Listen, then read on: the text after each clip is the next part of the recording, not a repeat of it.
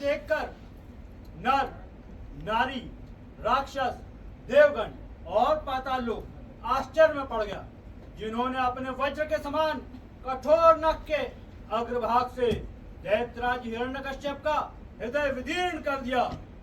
जिन्होंने इस प्रकार दैत्यों की सेना का नाश किया, ऐसे भगवान विष्णु आप सभी महानुभावों का कल्याण करें। इस प्रकार मैं आप सभी लोगों को सूचित करता हूँ।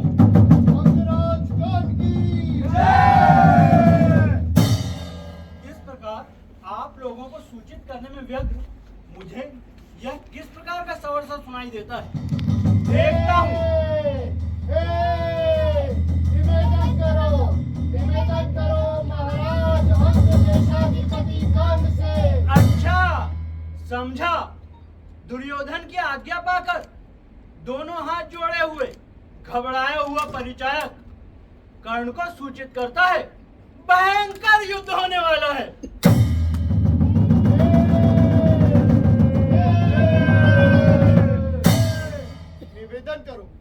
निवेदन करो महाराज अग्रेसर कर्ण से कि युद्ध काल उपस्थित हो गया है।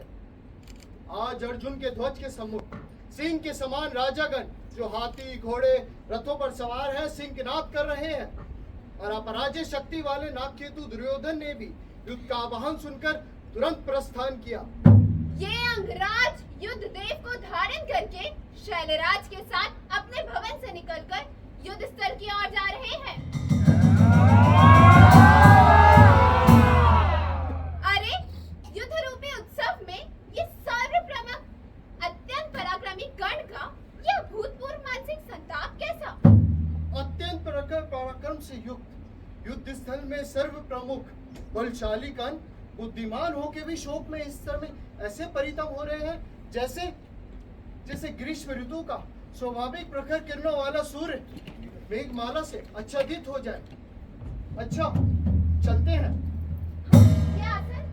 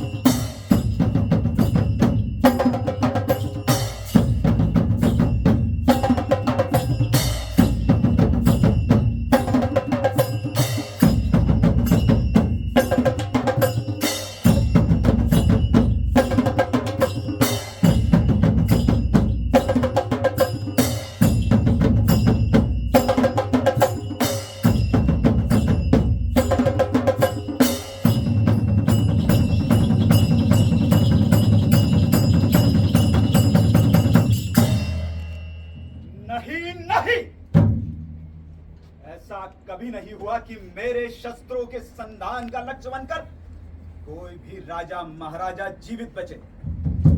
मैं कौरवों को अभिष्ट पूर्ण कर दूं यदि युद्ध भूमि में उस अर्जुन को पा जाऊं।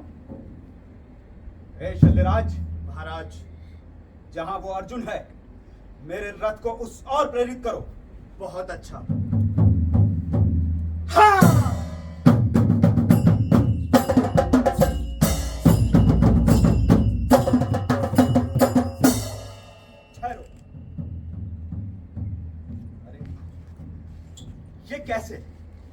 ये कैसे? जिसकी अतुल्य शक्ति की तुलना क्रुद्ध यमराज से की जा सकती है, जो युद्ध भूमि में दोनों तरफ अपने अस्त्रों शस्त्रों के प्रहार से योद्धाओं घोड़ों रथों हाथियों आदि के टुकड़े टुकड़े कर डालता हो। ऐसे मेरे मन में युद्ध का समय उपस्थित होने पर कायरता का भाव आ रहा। अरे महान कष्ट है। मैं पहले कुंती से उत्पन्न हुआ,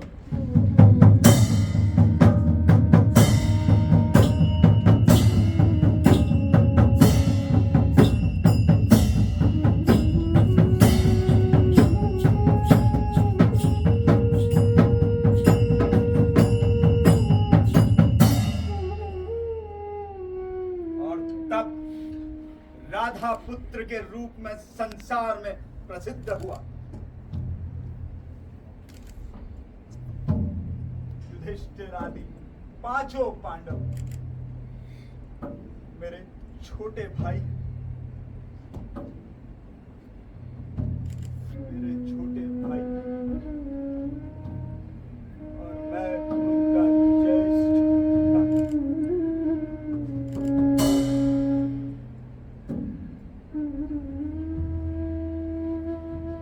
युधिष्ठिर आदि तुम्हारे छोटे भाई हैं। उन पर अस्त्र ना चलाना पुत्र, ना चलाना।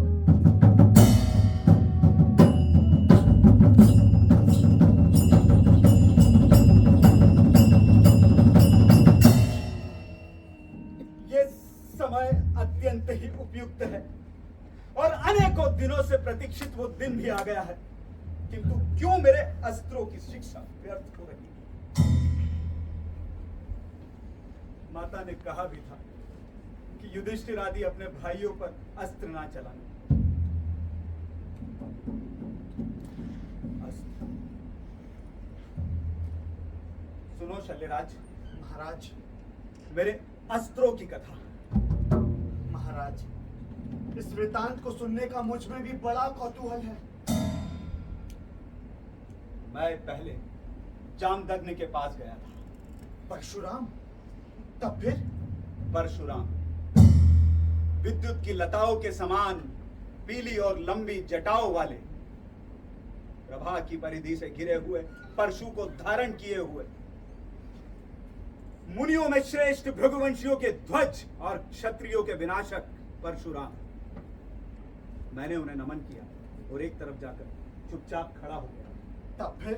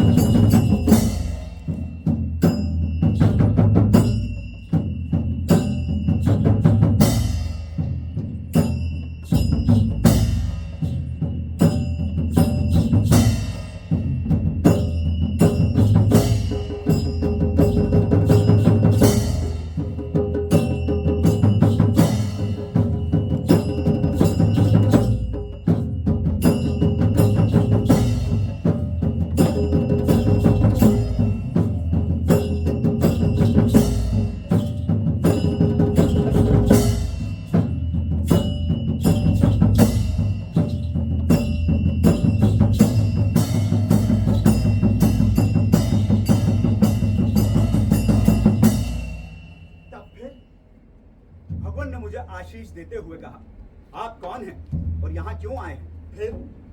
मैंने कहा, भगवान, मैं समस्त अस्त्रों का उपदेश ग्रहण करना चाहता हूँ। उसके बाद? भगवान ने कहा कि मैं केवल ब्राह्मणों को शस्त्रों का उपदेश देना चाहता हूँ, क्षत्रियों को नहीं। भगवान को तो क्षत्रियों से पुराना बैर है। उसके पश्चात? मैंने कहा, भगवान, मैं क्षत्रिय नहीं हूँ। ऐसा कहकर मैंने अस्त्रों का उपदेश प्रारंभ कर दिया। क्या? क्षत्रिय नहीं हूँ? उसके बाद?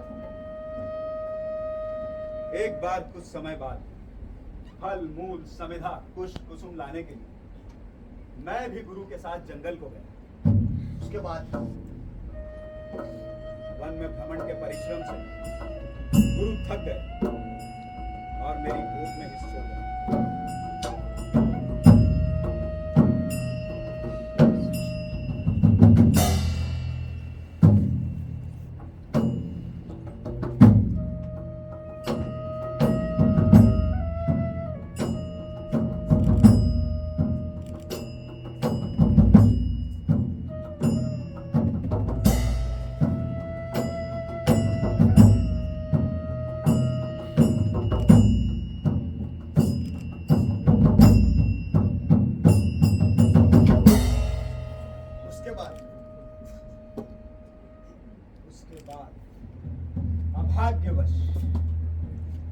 भाग्यवश जिस जंघा पर गुरु सोए थे उसी जंघा पर वज्रमुखा नामक कीड़े ने काट लिया।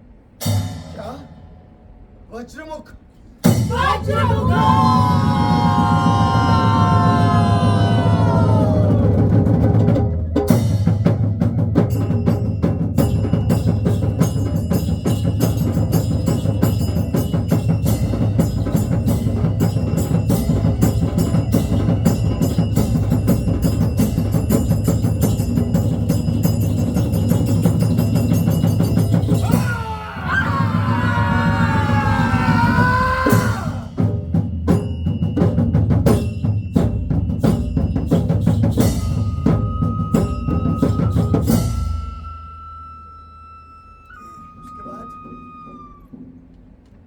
सोए हुए गुरु की निद्रा भंग के भय से मैंने धैर्यपूर्वक उस पीड़ा को सह लिया, किंतु जब रक्त से भीगे शरीर के साथ गुरु उठे तो उनकी क्रोधाग्नि धधक उठी।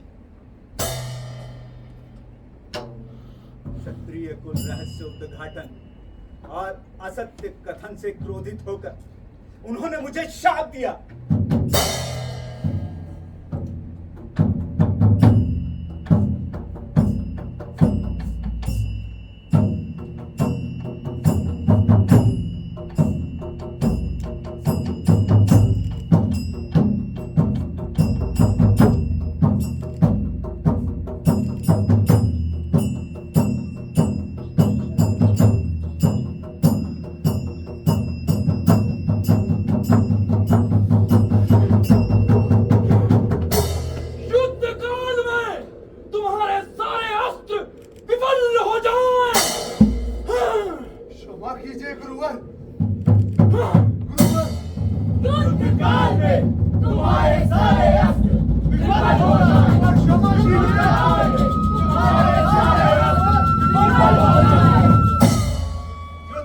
काल में तुम्हारे सारे अस्त्र विफल हो जाएं।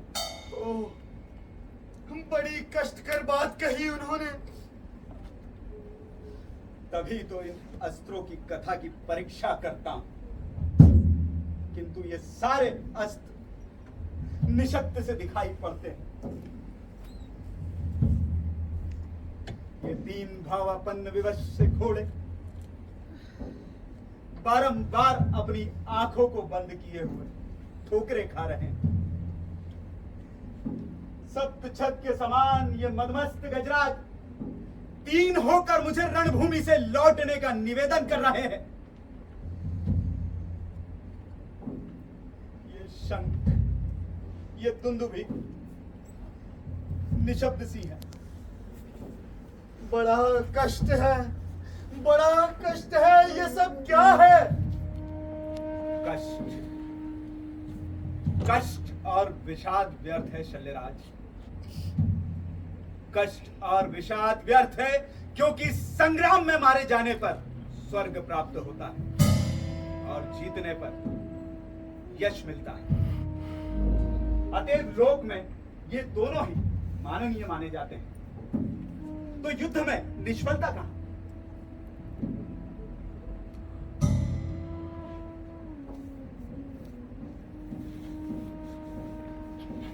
युद्ध में अभिलाषा रखने वाले गरुड़ के समान वेगशाली काबुली जाति के ये घोड़े, जिन्हें मेरी रक्षा करना चाहिए, मैं इनकी रक्षा करूं। गौ, ब्राह्मणों और स्त्रियों का कल्याण हो। रणभूमि में पीठ न दिखाने वाले सभी योद्धाओं का कल्याण हो और मुझ सुअवसर प्राप्त किए हुए का भी कल्याण हो। शल्यराज महाराज, मैं बहुत प्रसन्न हूं। इतना प्रसन्न हूं कि पांडवों की कठिन रणभूमि में प्रवेश कर अनेकों गुणों से प्रसिद्ध उस धर्मराज को बांधकर अपने तीव्र और प्रखर तीरों से उस अर्जुन को गिराकर इस दुर्गम पांडव सेना को किसी भयानक सिंह के मारे जाने की भांति सुगम हुए जंगल की भांति बना दूंगा। शल्यराज महाराज, अब रथ पर चढ़ा जाए। बहुत अच्छा।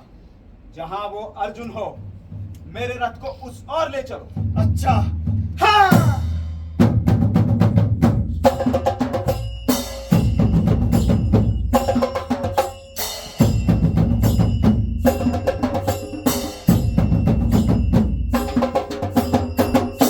हे कर्ण, मैं बहुत बड़ी भिक्षा मांगता हूँ।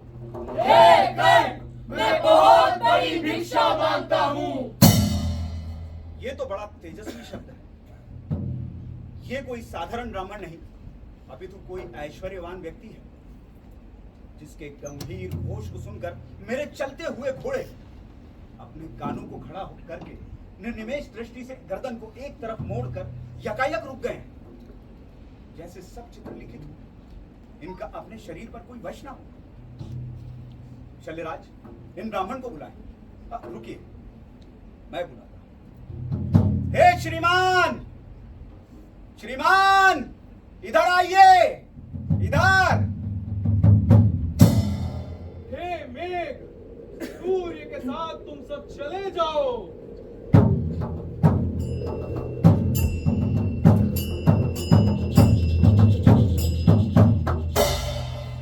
हे कर्ण, मैं बहुत बड़ी भिक्षा मांगता हूँ।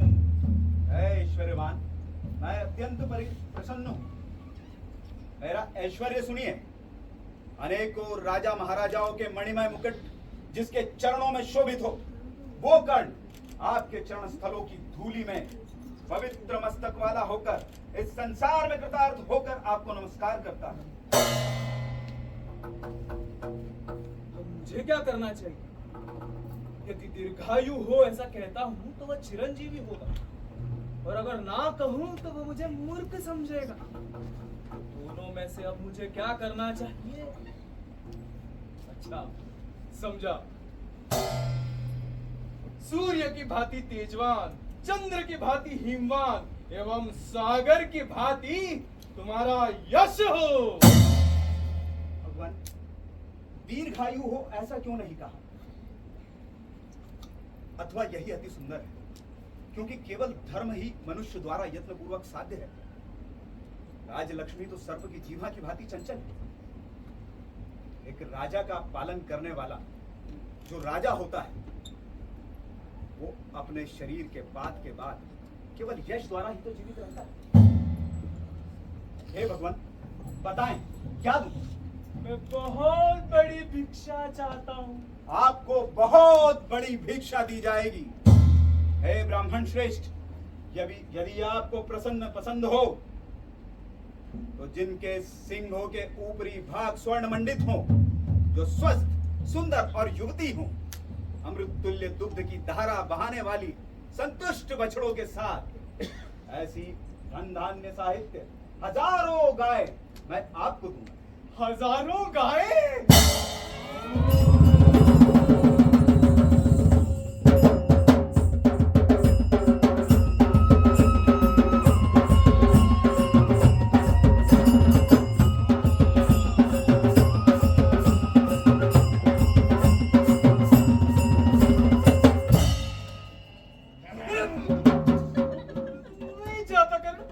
नहीं चाहता, कुछ दिनों तक दूध पीऊंगा। नहीं चाहता कर, नहीं चाहता। नहीं चाहते भगवान? नहीं चाहता।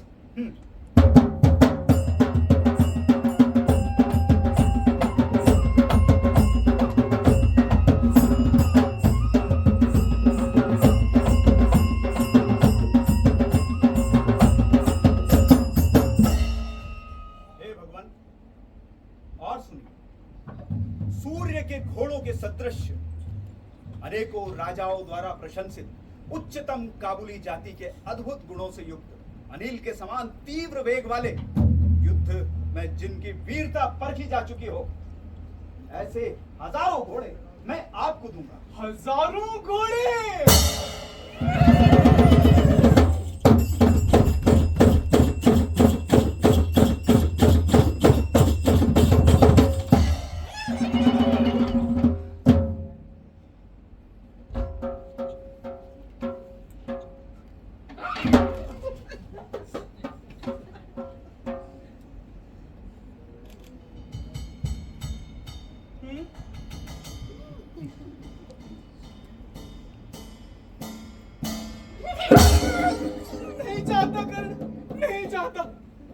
कुछ दिनों तक सवारी करूंगा। नहीं चाहता, यह भी नहीं चाहता। ये भी नहीं चाहते प्रभु? नहीं।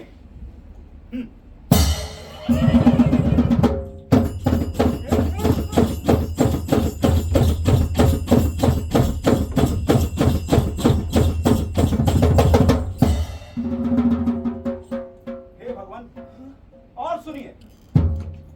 मद की धारा जिनके कपोलों से बह रही हो, भ्रमर जिनके सिर पर मंडरा रहे हो, श्वेत नख और दंत वाले गिरी के समान शोभावान, युद्ध में जिन्होंने शत्रुओं को विनष्ट कर दिया हो, ऐसे मदमस्त गजराज मैं आपको दूंगा। ऐसे मदमस्त गजराज।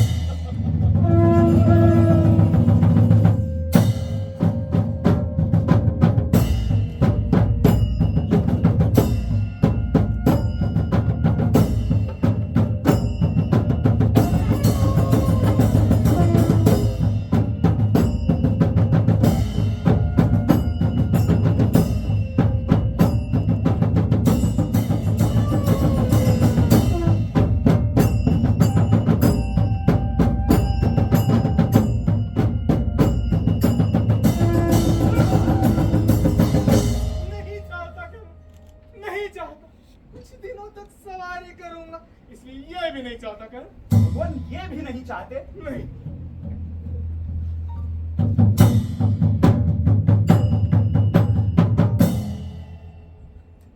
ये ब्राह्मण श्रेष्ठ गाय, घोड़े, गज कुछ भी नहीं चाहते तो और सुनिए, मैं आपको अतुल्य स्वर्ण दूंगा। स्वर्ण लेकर मैं क्या करूंगा? तो ये संपूर्ण भूमि जीत कर दूंगा। लेकिन उससे क्या होगा?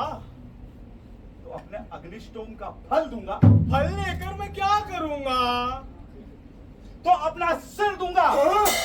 ईश्वर रक्षा करे, ईश्वर रक्षा करे, ईश्वर रक्षा करे। नहीं नहीं भगवान, आप डरिए ना, आप डरिए ना, आप प्रसन्न रहिए। हे ब्राह्मण श्रेष्ठ,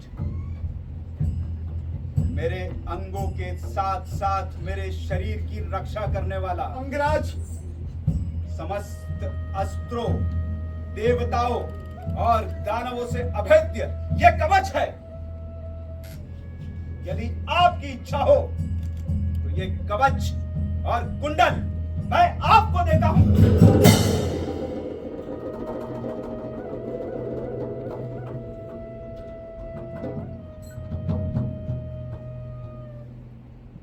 दीजिए, दीजिए। क्या इसका मतलब था? ये अवश्य ही उस कपट व्यवहार में रत रहने वाले कृष्ण का उपाय होगा। वो भी तो मेरे मन में ऐसा अनुचित विचार कैसे आया? नहीं, संशय नहीं है। हे भगवान, लीजिए। अंगराज, ना दीजिए, ना दीजिए। शल्यराज, ना रोकिए। एक समय आने पर उपार्जित विद्या भी नष्ट हो जाती है। अनेकों मजबूत जड़ों वाले वृक्ष भी उखड़ कर गिर जाते हैं। सरोवर में आया हुआ जल भी सूख कर खत्म हो जाता है। परंतु जो हवनादि और यज्ञ किया हुआ फल होता है, वो ज्यों का त्यों रहता है। अर्थात पुण्य का नाश नहीं होता। हे ब्राह्मण श्रेष्ठ, लीजिए।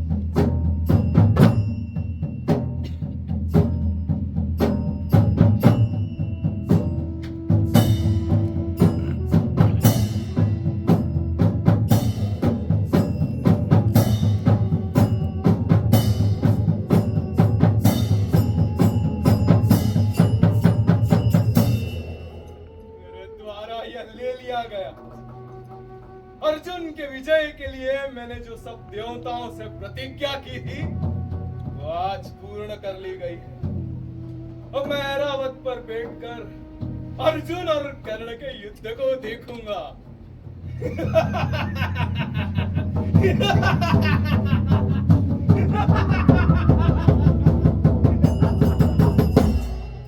अंगराज, आप ठग लिए गए हैं। किसके द्वारा? उस इंद्र के द्वारा। नहीं शल्यराज, अपितु वो इंद्र मेरे द्वारा ठगा गया है। ब्राह्मणों के अनेक यज्ञों के फलों से तृप्त दानवों का विनाशक मुकुटधारी ऐरावत को थपथपाने से कठोर उंगलियों वाला वो इंद्र आज अवश्य मेरे द्वारा उपकृत हुआ है।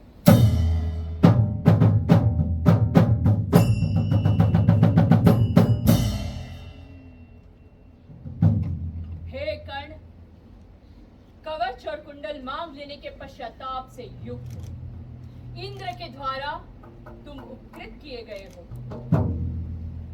पांडवों में से किसी एक पुरुष का वध करने योग्य यह अचूक अस्त्र विमला नामक शक्ति ग्रहण करो। नहीं, धिक्कार, दान का बदला नहीं लेता। अवश्य ही ब्राह्मण वचन से ले लो।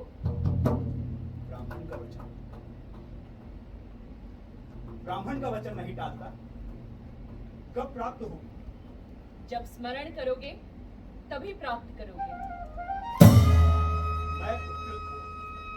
अब आप लौट जाओ। कल्याण हो।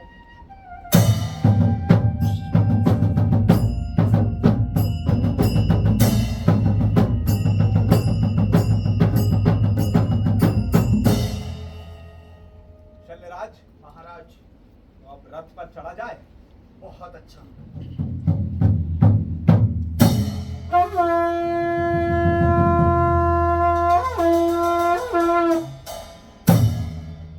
शल्यराज, ये शंख की ध्वनि है।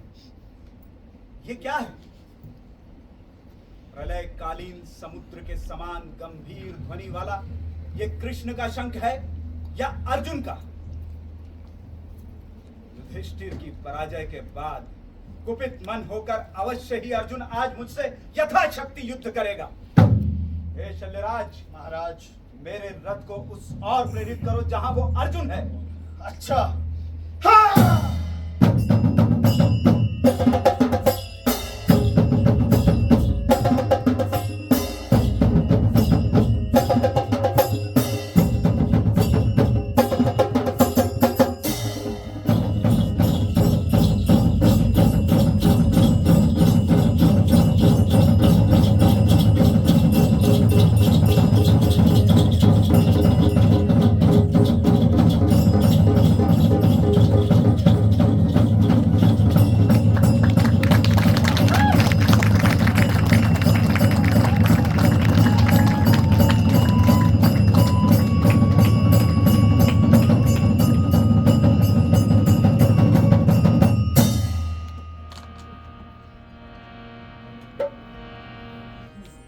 सब संसार भर में संपत्तियां हो, विपत्तियों का सर्वथा नाश हो, और हम लोगों की इस पृथ्वी पर कोई राजा राजाओं के गुणों से युक्त होकर शासन करे।